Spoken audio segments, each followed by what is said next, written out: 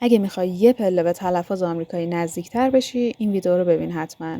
کلمه‌ای که اینجا میبینین رو همتون روزی بارها استفاده میکنید، معنیش هم همتون میدونید. منتها وقتی توی دیکشنری کمبریج سرچ میکنی 2 جور تلفظ براتون میاره. یکی استرانگه که میشه can و یه جور weak هست که میشه کن.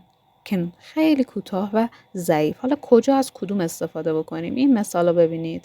ازتون میخوام که این جمله رو بخونید و حدس بزنید که از فرم strong استفاده میکنیم یا weak. حالا من میخونم ببینیم درست حدس زدین یا نه.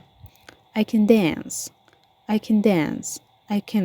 میبینید که از فرم ضعیف استفاده میکنیم. چرا؟ چون اینجا میخوایم بگیم من میتونم این کار رو انجام بدم. اینجا تأکیدمون روی اون کار است بیشتر تا اینکه من میتونم. مثلا I can sing. I can do it. I can write. I can read. پس اینجا از فرمت weak استفاده میکنیم. خیلی کوتاه و ضعیفه. چه وقتی از فرمت strong استفاده میکنیم؟ این مثال رو ببینید. Do you think you could help me?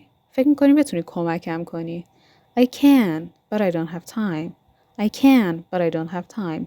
اینجا تأکیدمون روی اون تونستن است. من میتونم ولی الان وقت ندارم. پس اینجا از فرم strong یا قوی استفاده میکنیم. یه مثال دیگه ببینیم. I don't think you can sing. Of course I can. What do you mean? میگه منظورت چیه؟ معلومه که میتونم بخونم. اینجا هم دوباره تاکیدمون روی اون تونستن است. به علاوه این که وقتی can در انتهای جمله میاد حتما استرس میگیره و فرم استرانگش استفاده میشه. حالا نوبت شماست. یه مثال گذاشتم اینجا براتون. ازتون میخوام که ببینید کدوم یکی از این can ها فرم استرانگ و کدومش فرم weak رو به خودش میگیره.